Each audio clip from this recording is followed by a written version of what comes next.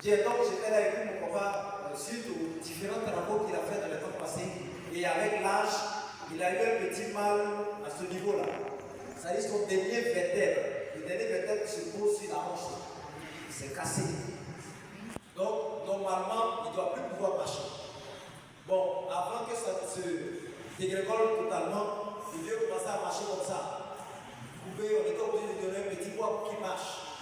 Et puis en plus, il avait aussi un surpoids. Donc ça agit sur lui.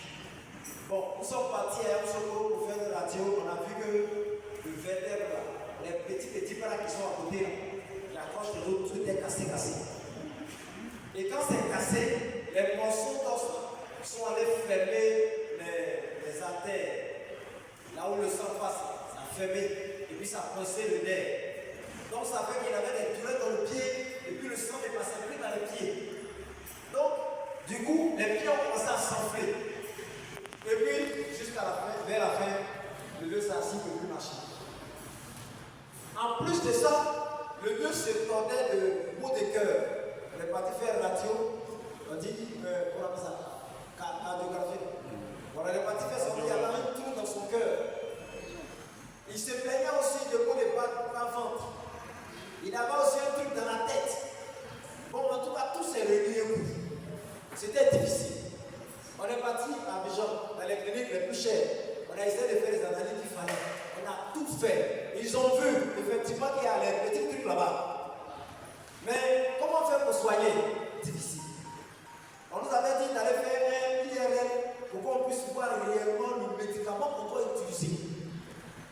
Et c'est à ce moment précis-là que ma soeur Chantal m'a parlé de produit. Parce que là, on était à plus force. L'argent manquait. Et le vieux continue de pleurer. On voulait partir même une fois à la gare, à Abidjan, à la gare, le vieux a fait mourir dans ma main. On a payé les tickets, parce que son cœur qu'il a pris. Le vieux a pris mourir sur les chaises.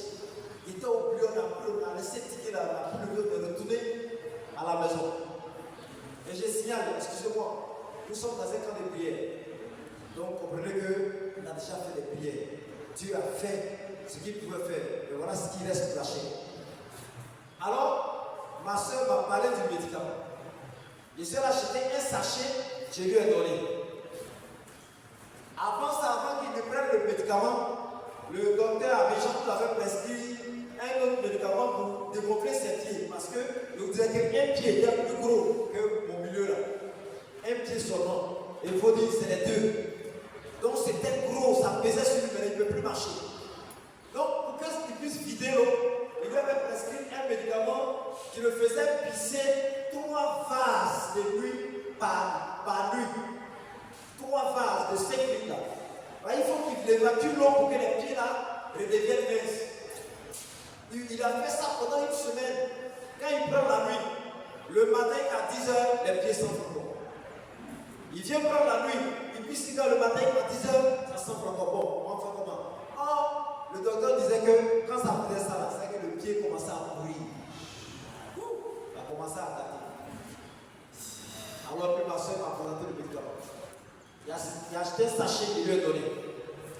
Le vieux a pris le 1 sachet là. Jusqu'à la fin, les pieds qui étaient gros, c'est devenu petit. Il m'a dit, mon petit, le médicament là, tu donnes après ça comment?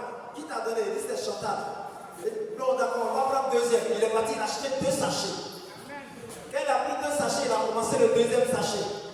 Donc en fait, ça fait 3 sachets maintenant là. Il a commencé le deuxième sachet. Quand le deuxième sachet est fini, le vieux s'est levé, il a commencé à marcher. Jusqu'à aujourd'hui.